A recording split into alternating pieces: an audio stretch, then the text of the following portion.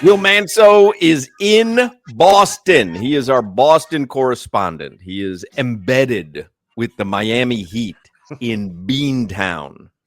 And it can't be super cold there because I just saw on Twitter that Will Manso is running right now. Like he's jogging through Boston. Crowder's in Detroit for the NFL draft. Have you gone for a little jog through Detroit yet? For what? Jog. I don't even know how to Will, spell are you jog. on? How long are you going to run for, Will? I am 2.2 into a 5-mile run. I'm through Boston. Wow. I'm in Boston. I like to run over to Boston Common and just go to the park here because it's so pretty with the water and the birds and the ducks, and there isn't a cloud in the sky. It's perfect out. But hey, let me tell you, Will, you can see the birds and the ducks in the water just standing there too. You don't have to jog. But they look so pretty as I run by, you know. But I always say to Crowder when he invites me, when Crowder invites me fishing, I always say you could see the fish and take them all home if you want, right at the Publix fish department. You don't have to go fishing. It's ridiculous. Experience. Will Manso, you see him on Local 10. You'll see his live reports. He is, like I said, in Boston. Yesterday could not have been too much fun. I don't think there was ever a moment there in the arena where you thought to yourself, okay, they're starting to make their run. Yeah, I mean, there was the one moment they got it down to 3, but even then, the thing with the Celtics is, and I will say this, the Heat recognized it right away, and they know it as an adjustment for Game 2. Celtics put up more threes than just about anybody in the league. They hit 17 a game. They hit 22 yesterday. And sometimes you have to tip your cap to the other team, which is great. They made a lot. They took 49 of them. But as a defense, they have to understand 3 is more than 2. You got to find a way to force Boston to the paint, try to let them finish. And while that could be good, they could maybe get to the basket, score, maybe get to mid-range. That's much better to deal with than a team hitting 22 threes, especially since the Heat want to keep it in the mud. And in the mud isn't shooting 49 threes. It's just not going to add up with math or the style of play. And I understand that too. We said that was historic. I think everybody that played hit a 3 for Boston or something crazy. But even offensively, though, we can't get to 100. What did Tyler have? 10, 11, something like that? Like, I don't know if Bam can carry us offensively and defensively like that. What do we have to do offensively to honestly keep up with Boston? You know, I know that the theory's in the mud, and trust me, part of that has to be in the mud. I get it. But I think the Heat have to recognize you sort of have to fight fire with fire a bit. And while you don't have the manpower and the weapons and the roster that Boston has without Terry, without Jimmy, I get it. You got to shoot threes. And I think that to a man in the locker room yesterday, Niko Jovic, Caleb Martin, DeLon Wright, who hit 5 threes, said early on in the game, they were passing on too many good looks.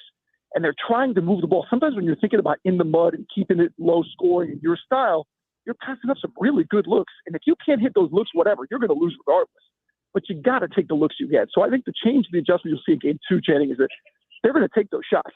And if they hit them, if the Heat can hit 16, 17 threes, which they're certainly capable of if they get hot on 40-plus attempts, they can at least keep up with Boston from 3. And then you trust your defense to make big plays down the stretch. Just keep it close. We've seen that formula work even against Boston. But you can't shoot 2s and be passive and try to overpass while they're draining 3s left and right. Will, what about, Kevin Love yesterday? He comes in, you mentioned earlier the when Miami cut it down to 3, they had a nice run to end the first quarter. He went 3 for 3. He had those 5 points or 7 points in the first quarter, and he only ended up playing 5 minutes in the first half. Do you get the feeling Miami's going to try to go a little bit bigger? We'll see more Kevin Love. Like, to me, it seems you got to have Bam, Jovic, or Kevin Love, 2 of those 3 on the floor at all time against his team. I think so. And I think yesterday was kind of a trial and error. I think Spo was trying to figure out, because remember, they're not used to playing. They've had games without Jimmy, but to play without Jimmy and Terry, and then you've got Duncan, who's clearly limited. I mean, he'll get out there and he'll try to space and hit a 3 now and then. He did knock one down yesterday, but overall, he's not the Duncan we know.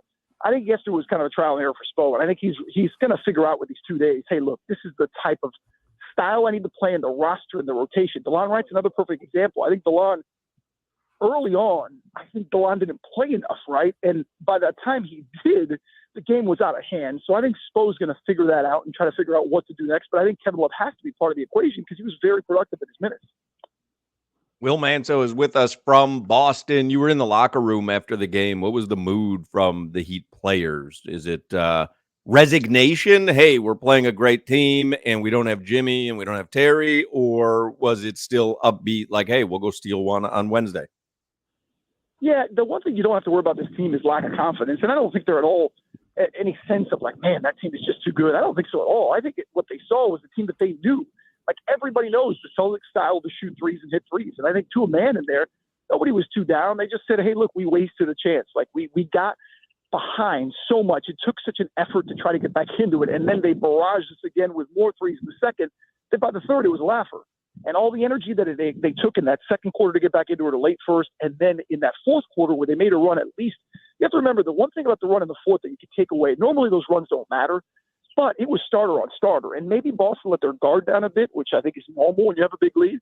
But I think to the Heat, they kind of found a way to like, hey, just shoot, attack, kick out, shoot. Stop this overpassing. Stop this standing around waiting.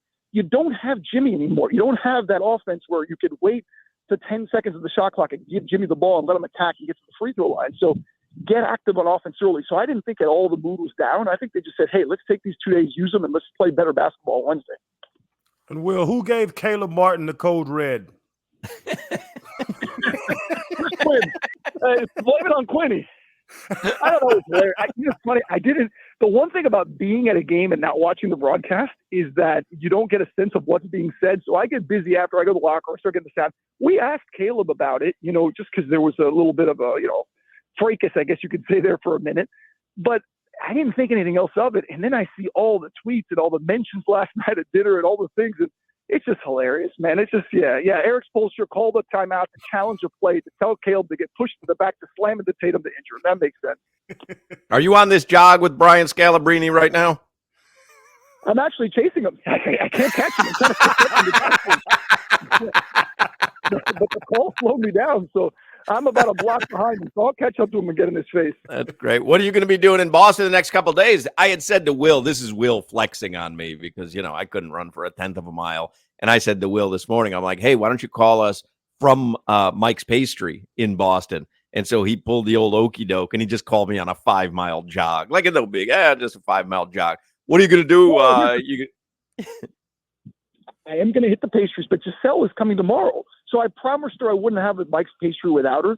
So this is why I'm prepping for the 2 pastries I'm eating tomorrow when she arrives, because I know that we're going to go to Mike's.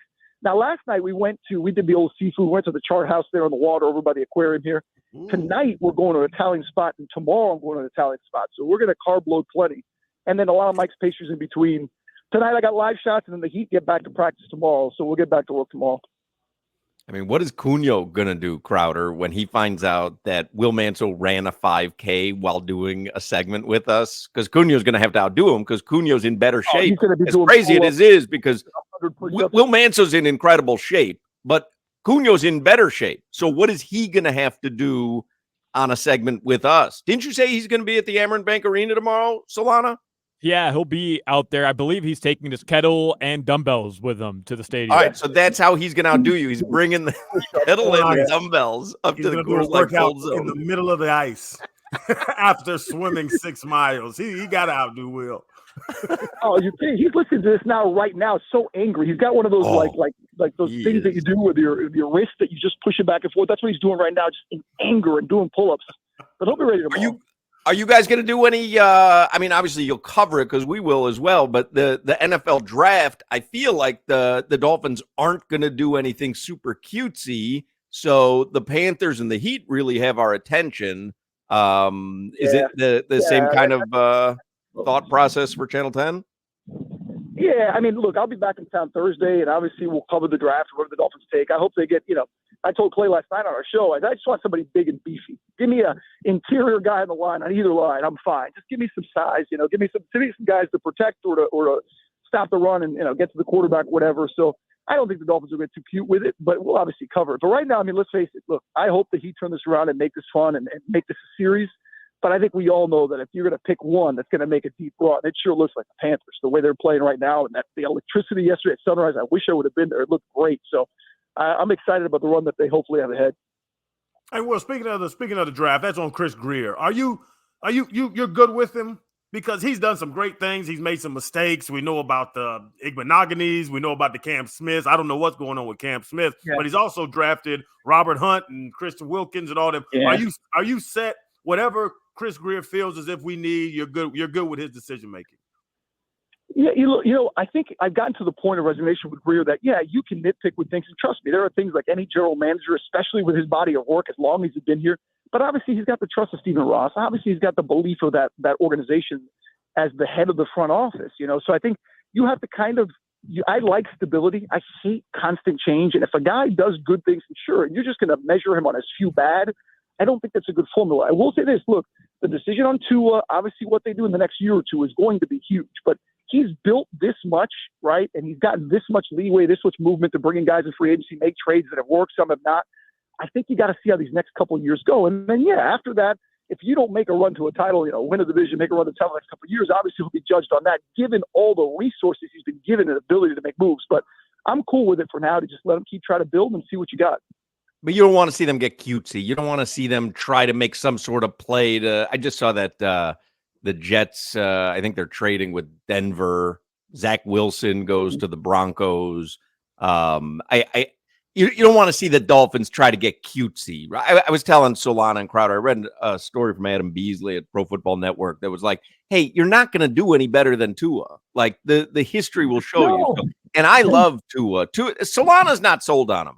But Crowder and I love Tua, and I don't want to see them get cutesy, and I don't want doors left open. I want them to make Tua.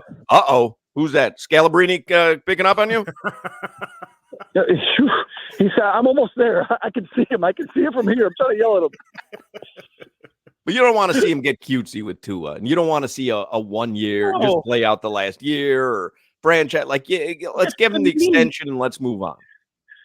Yeah, to me, look, there's one thing that's been proven. Look, you don't want to screw up on a quarterback and get the wrong one or leave him too long. Look, we lived it with Tannehill. He was solid but never really good. I think with Tua, he's been above good. And I think, again, you look at it, hey, if you can guarantee that the Dolphins are going to get a Patrick Mahomes-like quarterback, I said dump Tua now and go get him. But that's not reality. If you can get a quarterback to the level of Tua, right, and what he's been, that's a hard enough thing. So, yeah, I think you're right in. But there's going to be a point in the next few years where they got to figure out if Tua is the guy in big moments and big games as they get those and you give him these weapons he already has. But right now, to just start fresh, look, the bottom line is this. Stephen Ross in his 80s. He's got a lot of money and he's put a lot of money in his franchise. He's not rebuilding. He's not waiting. You know what I mean? Like, he wants to win now, and you understand why. Will Mansell, watch him on Local 10 live from Boston. Enjoy. Hey, get over here. Calabrini. He is doing Miami's work. He is chasing Brian Scalabrine all around the city. Don't be scared. Don't be. All right, guys. I got to catch him.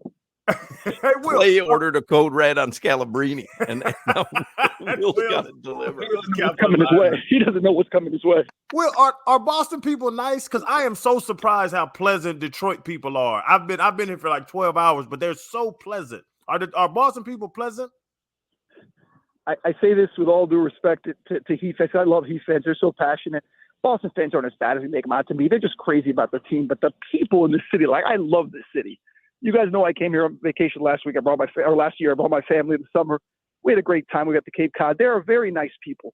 But when the game tips and they start playing, they're horrendous people for 2 or 3 hours. So, it's that formula of the sports fan to the actual person. The people of Boston are nice. The sports fans are terrible. Yeah, Sully and Mully and Murtaugh. There's better places to go, Crowder. You know somebody named Mully? Yeah, Sully, Mully, and Murtaugh. You see them at the corner bar. Is this the A team? What is this? The corner bar. They're drinking the what is it? The who's that guy they love? Sam Adams. Drinking the Sam Adams at the corner bar. Talking about the Code Red and Scalabrini. All right. See you, Will. Watch Will on Local 10. See you, Will. I'll let you. Yeah, please. See you guys. There you go. Will Manso in Boston. Sully and Mully and Murtaugh. Mully.